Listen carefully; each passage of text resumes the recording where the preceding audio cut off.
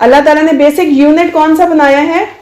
Husband wife. پھر اس کے بعد جو ہے گھر میں بچے ہوتے ہیں تو کیا ہوتا ہے؟ پورا ایک فیملی بن جاتی ہے, پوری فیملی سیٹ اپ. پھر اس کے بعد آگے ان کے ریلیٹیوز ہوتے ہیں کہ ان کے ساتھ پھر آگے اگلے رشتے ہوتے ہیں نا, چاچا, پھپھو, ماموں, خالہ اور اس طرح کے ریلیشنز ہوتے ہیں. ٹھیک ہے, تو اللہ سبحانہ و تعالیٰ نے اس سورت کے اندر سورہ النساء ہم نے پڑھی تھی نا, شروع ہوئی تھی پارہ نمبر 4 سے, تو وہاں سے ہم نے دیکھا تھا کہ اللہ سبحانہ و تعالیٰ نے سب سے پہلے ہمیں کیا حکم دیا کہ اپنے رب سے ڈر جاؤ. اللہ تعالیٰ نے سب سے پہلا جو حکم دیا سورہ النساء شروع ہوتے ہی پارہ نمبر 4 میں حکم دیا تھا کہ اپنے رب سے ڈر جاؤ, اپنے رب سے ڈر جاؤ. اب ڈرنے کا کیوں کہا؟ کیونکہ اگر ایک انسان اللہ کا تقوی اختیار کرے گا, اگر ایک انسان اللہ تعالیٰ سے ڈرے گا تو وہ کبھی کسی کے ساتھ زیادتی نہیں کرے گا. اور فیملی میں ہی انسان ایک دوسرے ریلیشن کے ساتھ زیادتی کرتا ہے, لڑائی جھگڑے کرتا ہے. اللہ تعالیٰ نے اس لیے کہا کہ اللہ سے ڈر جاؤ, کہ جو انسان سچ میں اللہ سے ڈرتا ہوگا وہ کسی کے ساتھ زیادتی کرے گا, لڑائی کرے گا, کسی کو مارے گا؟ نہیں مارے گا نا. آپ دیکھیں, آپ ایک دوسرے سے فائٹ کرتے ہیں نا, لیکن جو بچہ اللہ سے ڈرتا ہوگا نا کہ اللہ مجھے دیکھ رہے ہیں, اگر میں اس کے ساتھ فائٹ کروں گا تو اللہ سبحانہ و تعالیٰ مجھے اس کا یوم قیامت مجھے گناہ بھی ہوگا کسی کو مارنے کا نا.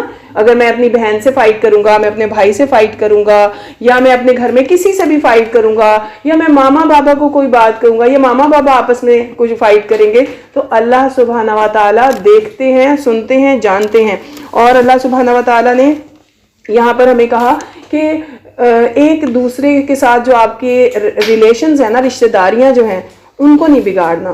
یعنی جو رشتہ دار ہوتے ہیں نا ان کے ساتھ آپ نے بہت اچھے سلوک کرنے ہیں, حسن سلوک سے پیش آنا ہے, ان کے ساتھ ملتے جلتے رہنا ہے. اگر وہ بیمار ہوں تو ان کی عیادت کرنی ہے, ان کا خیال رکھنا ہے, اور کبھی بھی ان کے ساتھ نہ تو ناراض ہونا ہے, نہ بدتمیزی کرنی ہے, ان کے حق کا خیال رکھنا ہے. جو آپ کے رشتہ دار ہوتے ہیں اگر وہ آپ کے گھر میں آئیں گے تو آپ اچھا سلوک کریں گے, اور آپ اگر ان کے گھر جائیں گے تو آپ ان کے ساتھ اچھے طریقے سے ملیں گے, حسن سلوک کریں گے. اور پھر اللہ سبحانہ و تعالیٰ نے اس میں یتیموں کا خیال رکھنے کے لیے بھی کہا کہ یتیموں کا خیال رکھنا ہے, یتیموں کا مال نہیں کھانا. یعنی اگر کوئی یتیم کون ہوتا ہے؟ وہ جس کے فادر کی ڈیتھ ہو گئی ہو. تو یتیم کے کیونکہ جس کے فادر کی ڈیتھ ہو جائے, اب اس کی ذمہ داری گھر کے دوسرے افراد پہ آ جاتی ہے. تو اگر اس کا کوئی مال ہو, اگر اس کے والد نے اس کے لیے کوئی چیز رکھی ہوئی ہو, اس کے مال کو نہیں کھانا. اللہ تعالیٰ نے منع کر دیا. تو اللہ تعالیٰ کتنا پیار کرتے ہیں نا کہ اس بچے کے لیے بھی اللہ تعالیٰ نے ہمیں حکم دے دیا کہ کبھی بھی کسی اورفن کا, کسی یتیم کا مال نہیں کھانا. اور پھر کہا کہ فضول خرچی نہیں کرنی, کہ سم ٹائمز ہم فضول خرچی کرتے ہیں نا, اللہ تعالیٰ نے فضول خرچی سے بھی منع کر دیا. اور اللہ سبحانہ و تعالیٰ نے اولاد کے لیے, یعنی جو اولاد ہوتی ہے نا, اللہ تعالیٰ نے فرمایا کہ ان کا حق ان کو ادا کر دو. پیرنٹس کو کہا ہے, حکم دیا ہے کہ اللہ سبحانہ و تعالیٰ آپ کے لیے کتنا پیار کرتے ہیں نا. اللہ تعالیٰ نے فرمایا کہ جو بھی آپ کی پراپرٹی ہوتی ہے, یا جو بھی آپ کے پاس جو مال آپ کا ہوتا ہے, اس میں سے ایک حصہ بیٹی کا اور 2 حصے بیٹے کے ہوں گے. کتنے؟ ایک حصہ بیٹی کا اور 2 حصے بیٹے. بیٹے کے زیادہ کیوں ہیں؟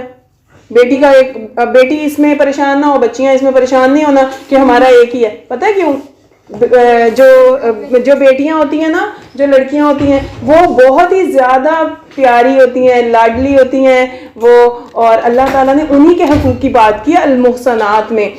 اللہ سبحانہ و تعالیٰ نے نا ان کو بہت ساری ذمہ داریوں سے سائڈ پر رکھا, کہ ان کے اوپر اتنی ذمہ داری نہیں ڈالی. لڑکوں پہ زیادہ ذمہ داری ڈالی ہے نا اللہ تعالیٰ نے فیملی کی. لڑکے جو ہوتے ہیں وہ گھر کے نگران ہوتے ہیں, ان کی ذمہ داری ہوتی ہے, انہوں نے باہر کے سب کام کرنے ہوتے ہیں, انہوں نے گھر بنانا ہے, انہوں نے ہی گھر کے اخراجات پورے کرنے ہیں, انہوں نے ہی گھر کے اگر یعنی کوئی بہن ہے, کوئی بیٹی ہے, تو جو مرد ہوتا ہے وہی سب گھر کے اخراجات پورے کرتا ہے نا. لڑکی تو نہیں کرتی نا. تو لڑکی نے تو بس اپنی لائف میں انہی سے لینا ہوتا ہے نا سب کچھ. تو اس لیے لڑکی کو اپنے بابا کی طرف سے بھی مل رہا ہوتا ہے, بھائی سے بھی مل رہا ہوتا ہے آگے, اور جب اس کی شادی ہوتی ہے تو آگے اس کے ہسبینڈ سے بھی مل رہا ہوتا ہے. تو لڑکی کی تو موجیں لگی ہوئی ہیں, اتنا کچھ اس کو ملتا ہے ماشاءاللہ.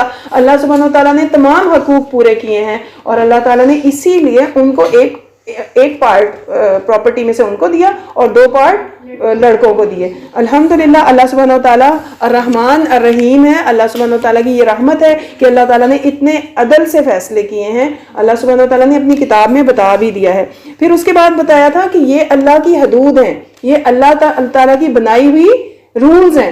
تو رولز فالو کرنے کے لیے ہوتے ہیں, ان رولز کو اوبے کرنا ہے, ان کو توڑنا نہیں ہے. جتنے بھی رولز پیچھے ہم نے بات کی, ٹھیک ہے, ابھی تک جتنے بھی رولز بات کی, اللہ تعالیٰ نے فرمایا کہ جو اللہ تعالیٰ کی اور رسول کی فرما برداری کرے گا اس کو جنتوں میں داخل کیا جائے گا, ان جنتوں میں جن کے نیچے نہریں بہتی ہیں. اللہ تعالیٰ نے فرمایا کہ جو اللہ اور رسول کی اطاعت کرے گا اس کو جنتوں میں داخل کیا جائے گا اور وہ ہمیشہ رہنے والی زندگی میں ہوں گے, اور یہ بہت بڑی کامیابی ہے. اور جو نافرمانی کرے گا اس کو کیا ملے گی؟ اس کو جہنم ملے گی. تو وہ اس کو اللہ سبحانہ و تعالیٰ پسند نہیں کریں گے نا. اور اگر پھر اس کے بعد فرمایا کہ جو آپ لوگوں سے اگر کبھی غلطیاں ہو جائیں, مسٹیکس ہو جائیں, پہلی بات تو مسٹیکس نہیں کرنی, ٹھیک ہے, پہلی یہ بات کہ مسٹیکس نہیں کرنی. اور اگر خدا نخواستہ مسٹیکس ہو جائیں تو کیا کرنا ہے؟ فوراً رجوع کرنا ہے, فوراً توبہ کر لینی ہے. مسٹیک ہو جائے تو کیا کہنا ہے؟ استغفر اللہ. سب بولیں استغفر اللہ. اللہ سبحانہ و تعالیٰ ہماری غلطیوں کو معاف کر دیتے ہیں, چاہے سمندر کے برابر ہماری غلطیاں ہوں, سمندر کی جھاگ کے برابر بھی. تو اگر ہم سے مسٹیک ہو جائے, ہمیں تو پتہ ہوتا ہے نا کہ یہ میں نے غلطی کر دی ہے, فوراً استغفر اللہ پڑھ لیا کریں. آج کس نے استغفر اللہ پڑھا تھا 100 ٹائمز؟ ماشاء اللہ ماشاء اللہ. یہ آپ کا اسائنمنٹ تھی نا آپ کی, آپ نے پڑھی. اور کیا کیا, کون سی تسبیح پڑھی تھی؟ اور میں نے سبحان اللہ, الحمدللہ, اللہ اکبر, اور سبحان اللہ و بحمدہ, سبحان اللہ العظیم. ماشاء اللہ ماشاء اللہ. تو رمضان المبارک ہے, اور ویسے بھی باقی اوقات میں بھی, باقی دنوں میں بھی آپ نے کیا کرنا ہے کہ اذکار کرتے رہنا ہے. استغفر اللہ ڈیلی. رسول کریم صلی اللہ علیہ وسلم ایک دن میں 70 سے 100 بار استغفر اللہ پڑھتے تھے. تو آپ نے بھی ایک دن میں 70 یا 100 مرتبہ استغفر اللہ ضرور پڑھنا ہے انشاءاللہ تعالی. پھر اللہ سبحانہ و تعالیٰ نے فرمایا کہ جو لوگ کبھی کوئی برائی کر لیتے ہیں نا اور پھر توبہ کرتے ہیں, اللہ ان پہ بہت مہربان ہے. جو کبھی برائی کر لیتے ہیں, غلطی ہو جاتی ہے ان سے, اور پھر وہ ان کو پتہ چلتا ہے وہ میرے سے تو غلطی ہو گئی, وہ فوراً رجوع کرتے ہیں, یعنی فوراً نماز پڑھ کے توبہ کرنے لگ جاتے ہیں, اللہ سے تلاوت کر کے اللہ سے توبہ کر لیتے ہیں. اور پھر توبہ یہ نہیں ہے کہ ادھر غلطی کی, ادھر توبہ کی, ادھر پھر غلطی کر لی. توبہ یہ نہیں ہے. توبہ یہ ہے کہ اگر آپ سے مسٹیک ہو گئی, فوراً بیٹھ کے توبہ کریں, اور اس کے بعد اللہ تعالیٰ سے وعدہ کریں, اللہ سبحانہ و تعالیٰ میں دوبارہ یہ غلطی نہیں کروں گا, میں دوبارہ یہ نہیں کروں گا. ٹھیک ہے, انشاءاللہ اللہ سبحانہ و تعالیٰ کی توفیق سے اللہ تعالیٰ انشاءاللہ آپ کو معاف بھی کریں گے ہم سب کو, اور اللہ سبحانہ و تعالیٰ ہم سب کو توفیق دیں گے کہ ہم اس کو سمجھ سکیں. اور پھر الحمدللہ فیملی لائف کے بارے میں بتایا کہ اللہ سبحانہ تعالیٰ فرماتے ہیں کہ جو فیملی کا بیسک یونٹ ہے نا, جو یعنی ظاہر ہے آپ کو پتہ ہے نا ماما بابا سے مل کے بنتا ہے, تو آپس میں ان کا آپس میں بہت اچھا سلوک ہونا چاہیے, اور ان کو فائٹ نہیں کرنی چاہیے. اور بچوں کو بھی چاہیے کہ تمام رشتوں کی رسپیکٹ کریں, ٹھیک ہے, اوبیڈینٹ بنیں. تو رسپیکٹ اینڈ اوبیڈینٹ, رسپیکٹفل اور اوبیڈینٹ جو بچے ہوتے ہیں نا, وہ اللہ سبحانہ تعالیٰ کو بہت پسند ہے, اور وہ ہی نیکی کے کام کرتے ہیں.